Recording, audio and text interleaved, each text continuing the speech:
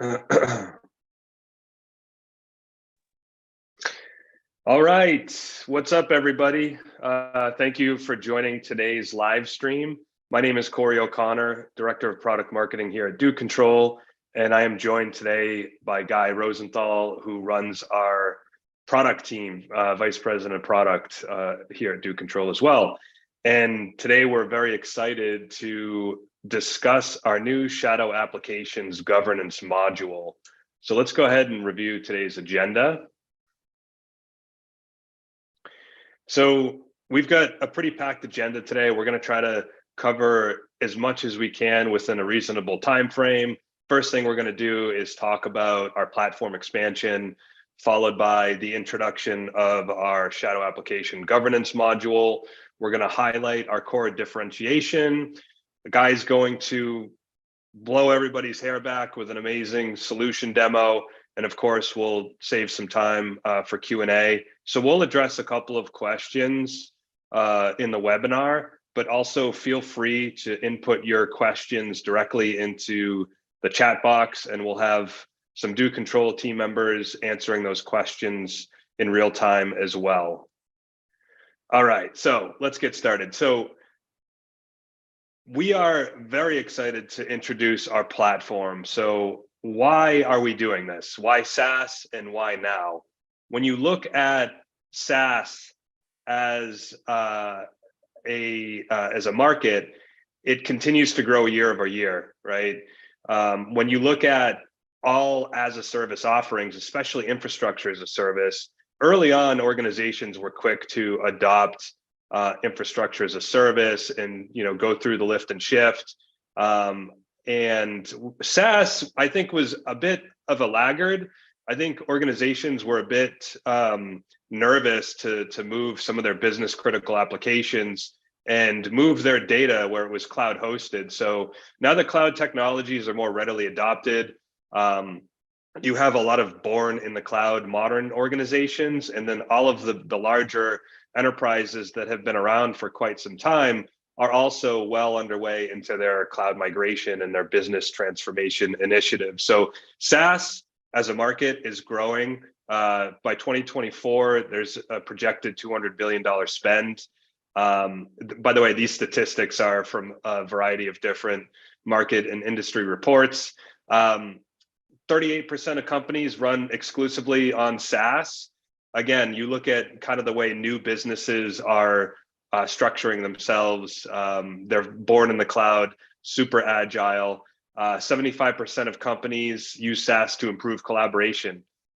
A good majority of the core SaaS applications are meant to drive collaboration and support communication for all the different users within a standard business. You've got your internal employees, you have third-party contractors and agencies, partners, even customers that you're interacting with and sharing files over Google Drive. 86% of companies are seeing an increased engagement through their employees, which is driven by SaaS. 83% of work is done from the cloud. Automation in this environment is critically important. So this stat comes from IBM's cost of a data breach. Security automation reduces the cost of a breach by 65.2%.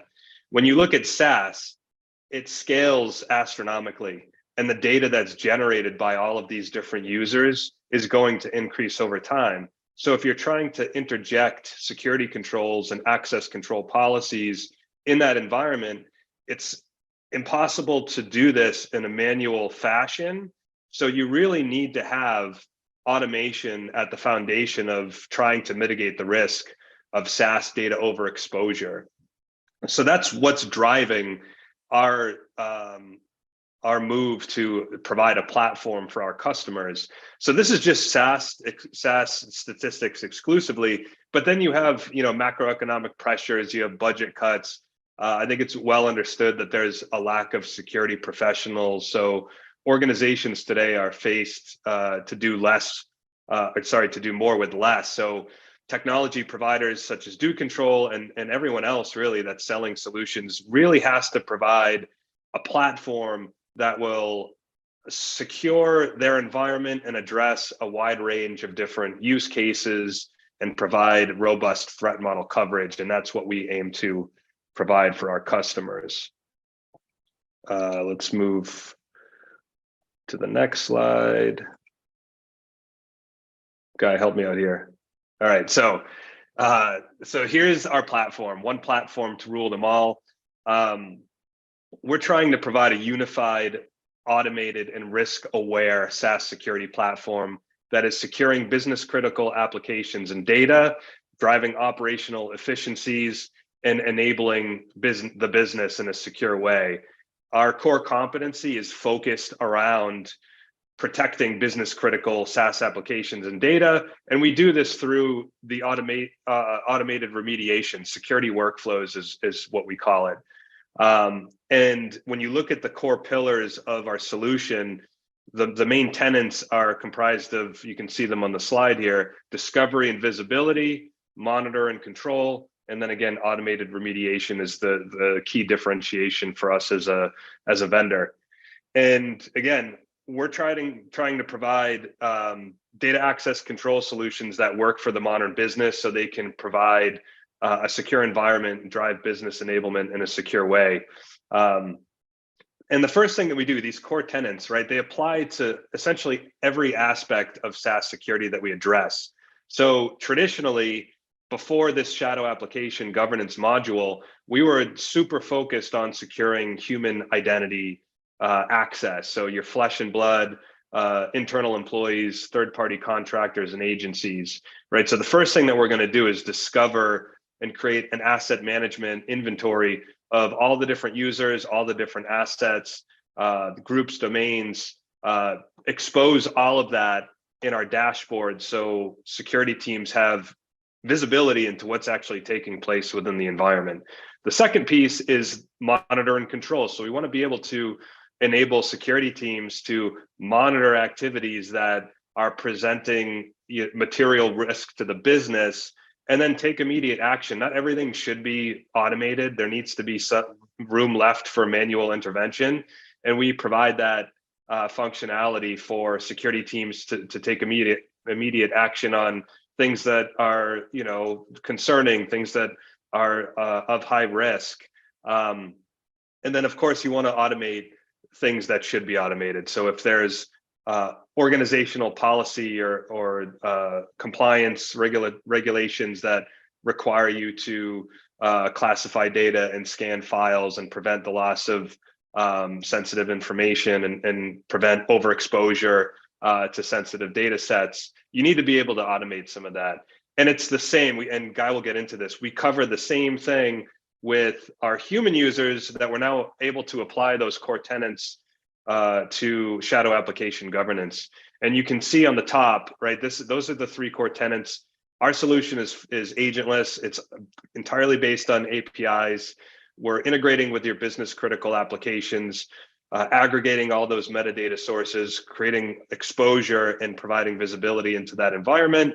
And then on the top layer, you can see all the different use cases and threat models that we cover. So data access control, which is kind of our traditional CASB use case, preventing the loss of sensitive data is inherently what we're doing. Incident risk management, incident response, supporting different compliance efforts. And then in the middle, you can see shadow application governance, which again, we're super excited. This is our newest module that we're introducing to the platform. All right, so let's get into it. I just mentioned human users. Let's talk about rise of the machines, right? So SaaS applications, they're a necessary tool. They're ubiquitous, they're proliferating, they're being used at a high rate. I think it's fair to say that after the pandemic, there was a surge in SaaS application utilization and adoption.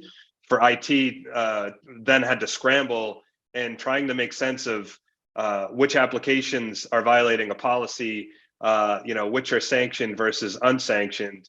And today you're seeing a number of supply chain based attacks where you have an unsanctioned application that connects to an approved application that doesn't have the same security controls applied to it. And through that application to application connectivity, you have a risk that needs to be managed. So when you have this unmanaged growth of SaaS applications, again, it's going to add to the risk, organizational-wide exposure of attacks that are exploiting these vulnerabilities within those third-party integrations.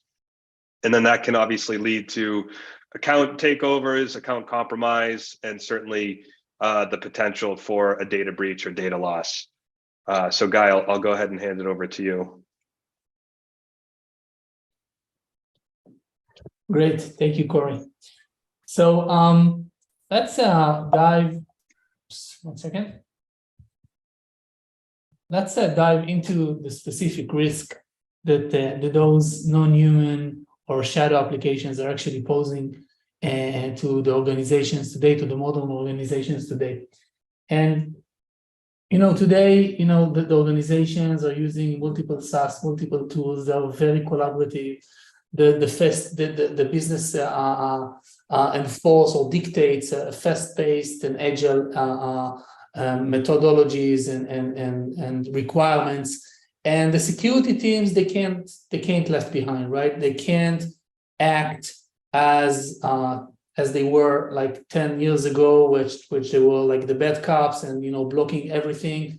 They need to enable the business. They need to follow those trends and those business needs, and they need to be enablers. And for that, in order to enable this productivity, they are now in a very big problem, because from one hand, they need to be very permissive, right? In order to allow all of those third-party applications for collaboration, which are good for the productivity. However, this is actually exposing a major blind spot for the security teams and the CISOs. Why? Because of those non-human identities. Think about it. Every employee, every end user in your organization is possibly able to add those types of applications in a quick click of two buttons, right? So I guess that every one of you are already connected with applications like Miro or Slack for Google or Calendly, right? So you want, for instance, to use Calendly as your application to allow collaboration with other parties, internal or external, to manage your meetings, right? But currently, it's a non-human application running on top of, for instance, Google Workspace, which is the SaaS platform. And to enable it on your workspace, you need to just install it. Once you install this application asks for specific scopes and permissions to do things on your behalf, such as reading your calendar, such as deleting your calendar, such as adding meetings or deleting meetings. So it can be very, very intrusive. And I talked only about a specific Google application within the Google Workspace, but there are applications that can or have a lot of permissions and scopes on several Google applications, for instance, right? It can be on the Drive, it can be on Gmail, it can be on Calendar, it can be on the sign-in and stuff like that. And those type of applications or those types of identities are unknown to the CISO eventually, okay? And the scale is huge, right? Because just for instance, in DoControl, we have 80 employees, but just on Google Workspace, we have almost 400 different distinct applications. So the scale is huge. And I'm not talking about Microsoft 365 or GitHub or Slack applications or Salesforce or Atlassian, etc. So those SaaS platforms and those SaaS applications that are running on top of those, the scale is huge and it's impossible to manage. And also, it's not like, the user identities that the CISO, the security teams know really well, right? They know what the policies and what the users are doing in the departments and what they're allowed to do. But if some end user will install a third-party application that asks intrusive permission, he doesn't really know about the risk this application may impose, right? It might be an unsanctioned app, it might be a vulnerable app, it might be a malicious app, overprivileged app, right? Asking for right permissions without any need, or even abandoned apps, right? So once someone installed something and it's currently dormant, no one is using it, there is no reason for it to be installed, right? It's just increasing the attack surface. So the scale and the problem is real, and the risk is real. And currently, security teams have very small capabilities, or they lack the means to control and monitor and manage this risk correctly. So, if I will sum up the CISO challenges in that sense, so the scale, I talked about it, right? The non-human identities are the number of non-human identities is much higher than the human identities, can be 3x, 10x more than the human, and again, high scale, high problems. Lack of risk knowledge, as I said earlier, no one is actually familiar with those third-party applications, where they originated, what is the risk, what are the permissions, what is the publisher state. Maybe the publisher company is not very security aware, they don't have compliance practices or standards certified in place. Maybe they are even malicious applications that are connecting to a malicious IP or suspicious IP, etc. As we said earlier, CISOs or security teams today are enablers, right? So if you would like to manage shadow applications, and obviously you will have applications and users that are using those applications that are currently unsanctioned, but they might help to the productivity, you need means to enable them, right? You need means to interact with those end users and let them explain or vet on your decision in order to make those classifications correct, right? Maybe it's currently unsanctioned app, but it's in use, and maybe you need to double check or verify it, and maybe you can allow it. Maybe you don't familiar with the application, but the risk is very low, so why not? And so forth. So you need kind of like a communication channel, an automatic channel or mean to interact with those end users in order to enable this productivity. And the fourth one is the lack of remediation. I think this is probably the most important thing that currently lacking in a lot of posture management tools out there. You can see huge tables with a lot of findings, risks, red, yellow, green, your posture, the problems, etc. But what now? What you can do now? What you can do with all of those findings? You need some good way to handle and remediate them, either manually, either surgically, like going to some specific actor, or in bulk. But when you have a problem that is in high scale, you must have some automatic remediation and not only recommendation in place in order to solve it and in order to mitigate and reduce constantly the risk. And the last one is risk posture. Understand exactly where you stand, what are the trends, what should you handle first, what are the exposure, what needs to turn you from yellow to green or from red to yellow. You need those metrics and analytics in order to handle this challenge efficiently. So, how a shadow application governance solution would look like from our eyes, and this is how we actually build our solution respectfully. So the first one is integrations. You would like to integrate with the major SaaS platforms out there. Each one of the icons here actually represent the major SaaS platforms out there. It's Google Workspace, it's Microsoft 365, it's Slack, it's Atlassian, it's GitHub and Salesforce, and all of those has a rich and very vivid marketplace in which you can install and integrate a lot of applications, and you need to eventually to have a visibility to all of those in order to really enforce and monitor shadow application in your environment.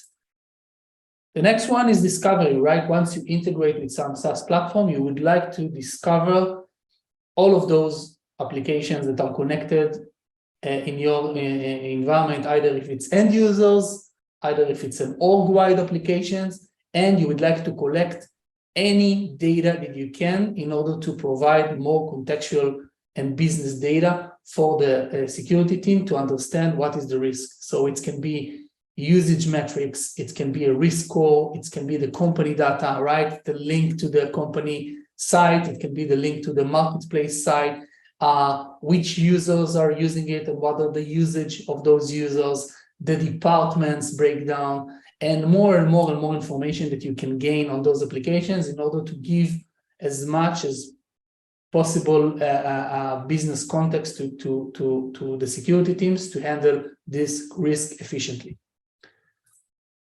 Risk scoring. So this is something new in DoControl, right? Up until now, our product wasn't that judgmental in the sense of what is risky and what is not risky. But in this world, in the shadow ops world, as I said earlier, security teams really don't know how to assess those applications at scale. We must help them. We must provide a good calculation and formula for them to understand what is risky and what is not risky, and where to start the handling and what to focus on. So we created, using our talented data science team and research team, a formula that takes into account a lot of risk factors and elements, and eventually comes with a risk score to the application, which can help eventually in classifying those applications and handling them correctly. So this is a very important part of the solution. Classification, well, this is very well known even from the CASB days. You need to have some means to obviously to mark if this application is classified, unclassified, sanctioned, unsanctioned, forbidden, whatever. This is cool, but you also need to do it at scale, right? You need to have the means not to go one by one on thousands of applications. This is obviously possible, but you do need means to do it automatically, right? So if, for instance, an application is at low risk, maybe you can mark it as sanctioned automatically. Or if the application publisher is internal, meaning this application was made created, published by your organization, and it's only internal, maybe regardless of the risk score, you can make it a sanction and so forth. So this is very important manageability capability to the shadow apps governance. App reviews, right? You need a means to interact with those end users automatically, be able to send them messages, to interact with them, to let them provide answers that you would like to get, and you decide accordingly, according to their answers. And this is a very good way to interact and make security decisions with the business in mind. And the last piece is remediation, as I said earlier, either manual or automatic, a crucial piece in this solution. Okay, why DoControl, and what is DoControl Difference compared to other SaaS security solutions, and especially solutions that are focused on shadow application governance? The first thing is consolidation theme, right? So we are talking with a lot of CISOs, that are using a lot of SaaS security tools. They have enough, right? They have a tool for that and that and that and that, and they want to consolidate. They would like to have single dashboards, single pane of glass, a single place in which they can manage all of the SaaS security risk. And the good thing is that, as Corey presented earlier, is that we have a platform that's built for that, right? We started from the most sophisticated and complicated problem in the SaaS security arena, and so and to manage it or to answer the challenges in that area, we had to build a platform from day one. And this platform can now serve us as a vehicle to carry the shadow app on top of it, which is a good news to our customers and our buyers. Second thing is the contextual data in shadow apps. Unlike other solutions that are niche solutions that are only concentrating on shadow apps, that are not having interactions or integrations with other systems, such as IDPs or HR systems or threat intelligence platforms and so forth. And also our deep integrations with the SaaS applications themselves, like the SaaS platform themselves. We have all of the data. Okay, so we have the automation, which is the third bullet here, but as part of the automation, you need to have a very good contextual data in order to take clever decisions to get much more better and smart insights. So just for instance, if you have the information from the IDP or the HR systems, such as Workday, for instance, you can get departmental data. And you can slice and dice the information according to the department, right? This is the most risky department in the context of shadow apps, right? We also have the ability to get the risk from the user perspective, right? So we can say this user in your system, which is a SaaS user, right? It's a user in Slack, in GitHub, in Microsoft, in Salesforce.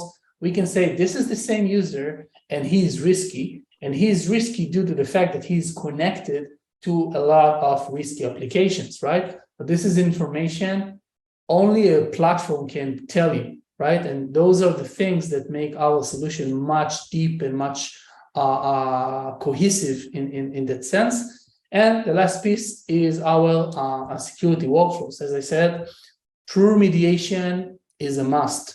And our security workflows, the granularity, the flexibility, and the ability to support any security or business logic using it, it's a real differentiator here.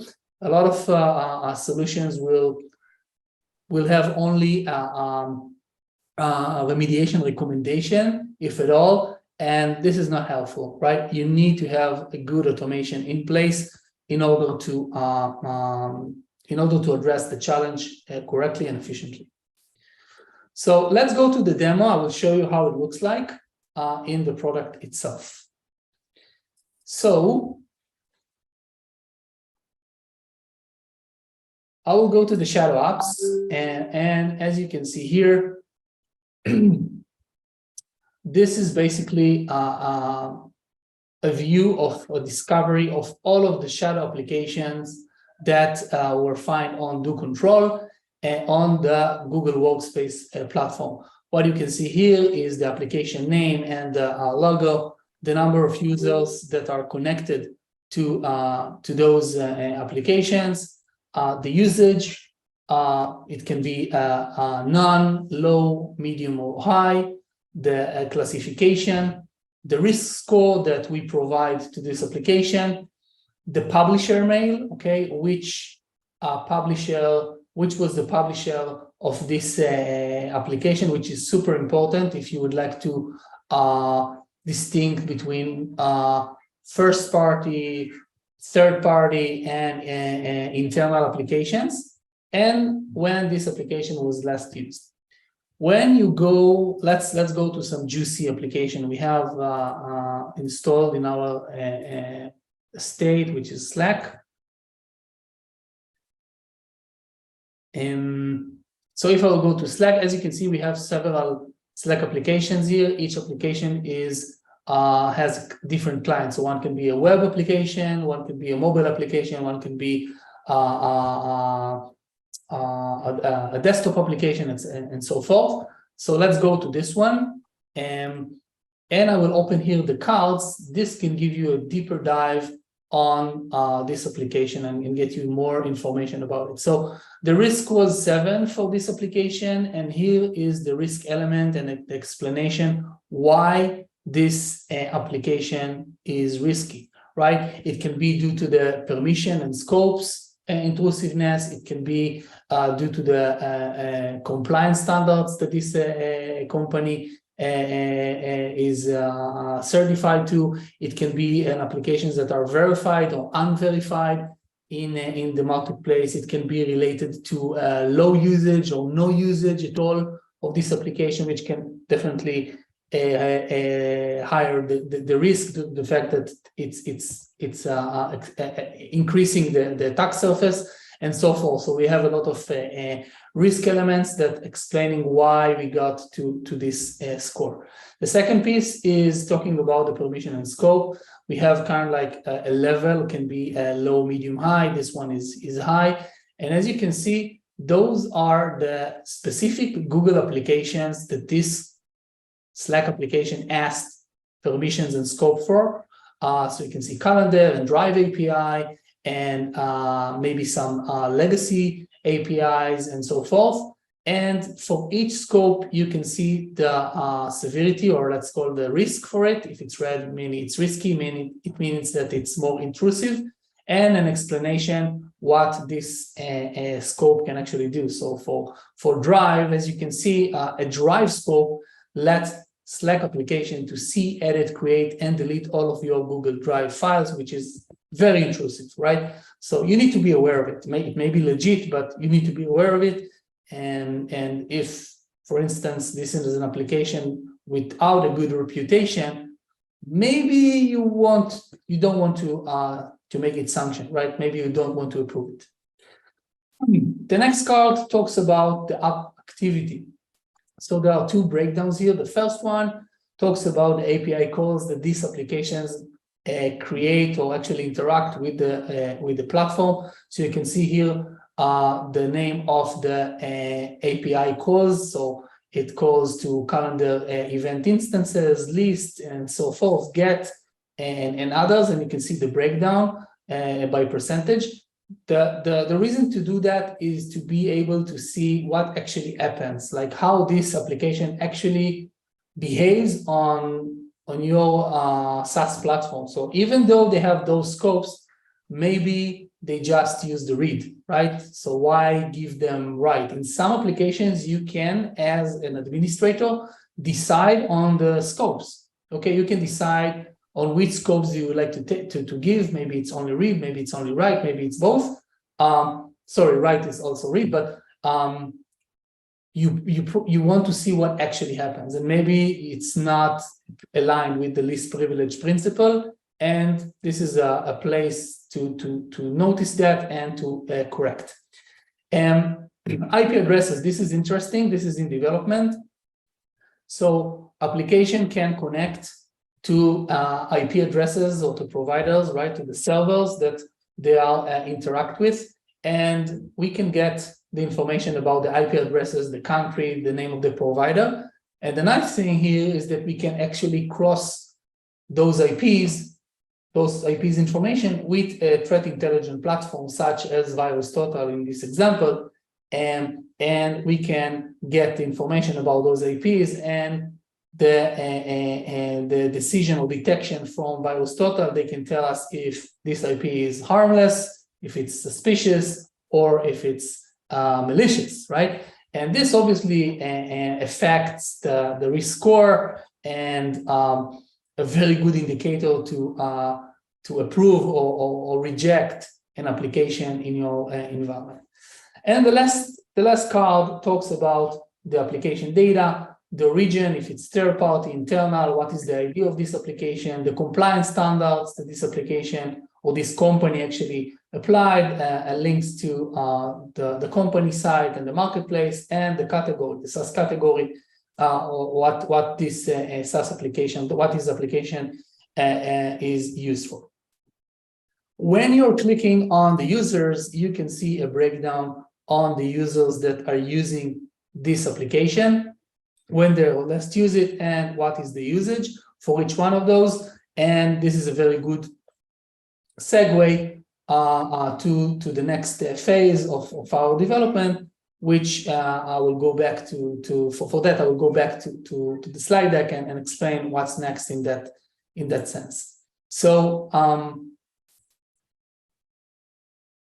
the first one is the app reviews. I will demonstrate how it would look like. So as you saw, we have the breakdown of all of those users who are using this application. In this example, it's Miro.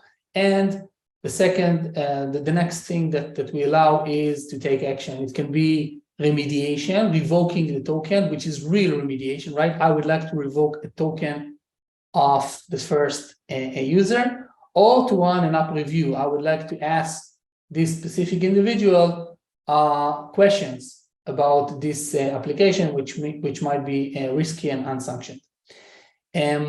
So if I will click on the app reviews, we will go to our workflow engine. And this is an example of how this workflow might look like, right? So an end user app review with the specific users that I would like to send this automatic workflow to.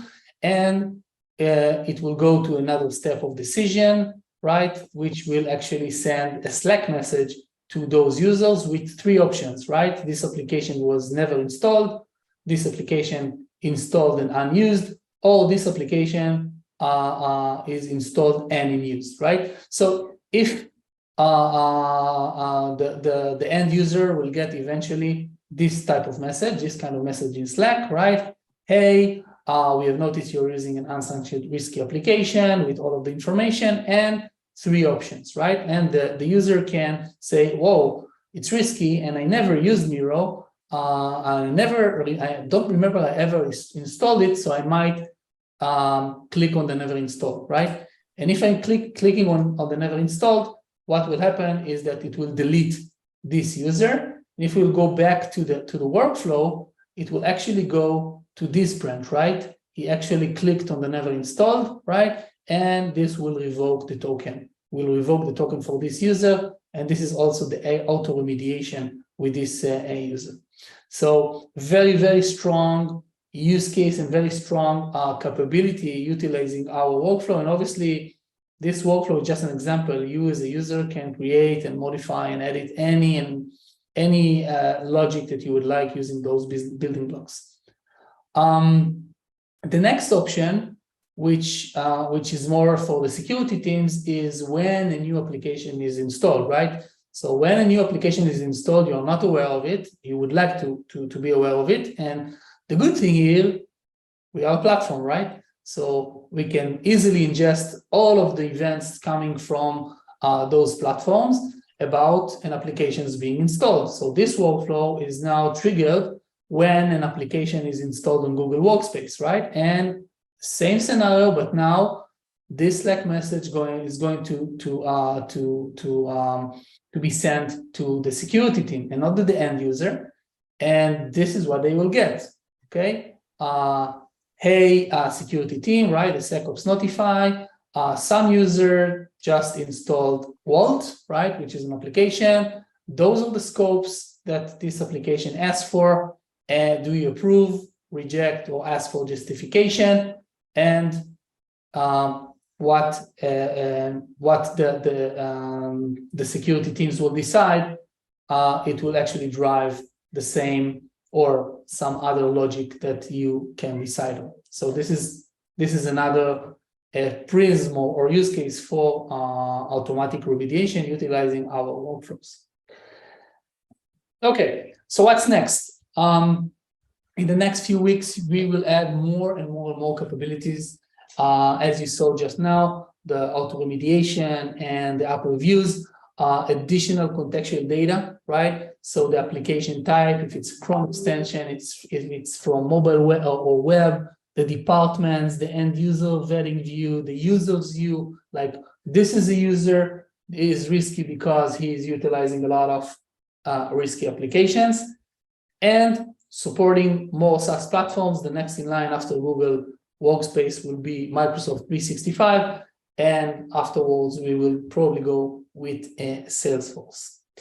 That's it. Back to you, Corey. Yeah, thanks, Guy. So yeah, let's just do a quick recap and cover some next steps here. So as Guy mentioned, one of the core tenets that we're providing here is visibility, right? Creating an inventory of all the SaaS applications, unsanctioned and sanctioned within the environment, within your SaaS estate. You can assess organizational posture through the risk scoring and classification across all of those business critical apps. Pre-approval processes and workflows to onboard new applications. Guy just covered this by engaging with your business users via Slack.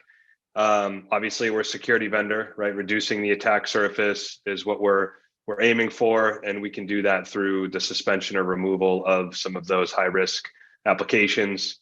And then again, alerting, right? Monitor, control, alerting on high-risk or vulnerable applications. So anything that has excessive permissions or it's overprivileged, we're able to alert the appropriate personas for those folks to respond.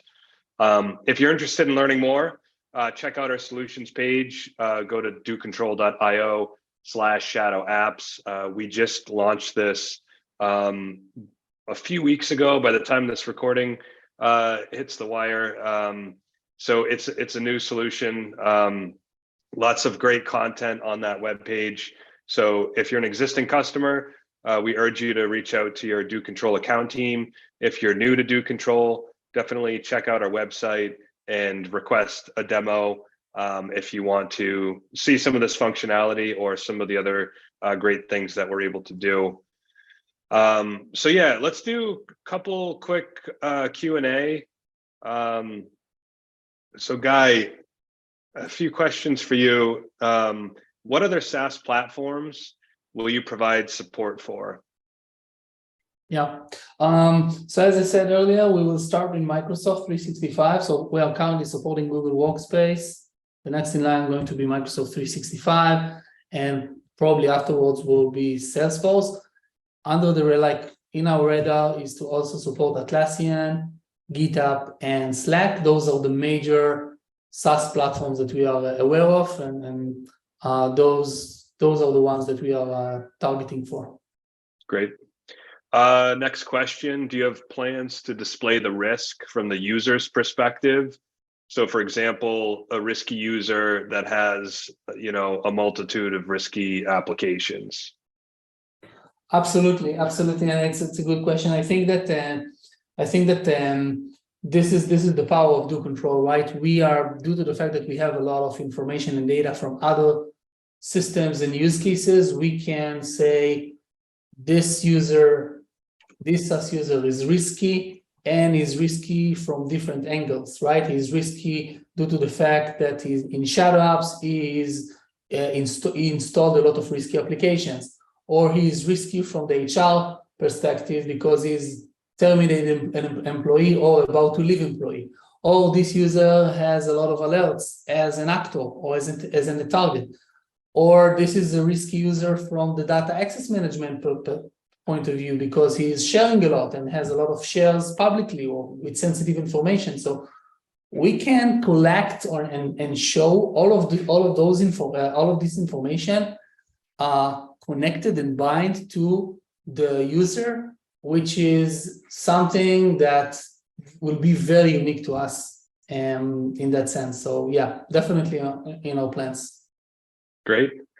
Next question is on the risk calculation. It says, how do we calculate the risk? And will you allow risk score vetting by security admins? Yeah. So yes. So the risk score is basically something that this is what we are calculated, and customers and users will be able to decide, on the classification side, but we probably will do mistakes, right? We have thousands of applications, and we will eventually provide means to the customers, first of all, to give us feedback on the risk, and we might want to recalculate and understand and fix those risk scores. This is common in a risk score controls. And maybe in the future, we'll also have some kind of high-level ability to control the sensitivity of the risk score, right? From what this risk is being built, and you probably would like to decide on the sensitivity. Please give more weight to compliance and less weight to I don't know, permissions, or if it's insider, it's internal applications or third-party application and so forth. Great. Last question that we'll take. Again, hopefully folks have inputted their questions into the chat and we're going to answer them in real time. The last question that we wanted to raise to the audience was around availability. So is this available today, Guy? Yeah, so basically we started with a private beta with a few customers which are running. We have a lot of other requests to join the private beta, which is very good sign for the need here. And our plan is to go GA by the end of this quarter. Great. Excellent. Well, thank you all for joining the live stream. Guy, thanks for co-presenting here. Again, if you're interested in learning more, check us out, DoControl.io. Thanks again.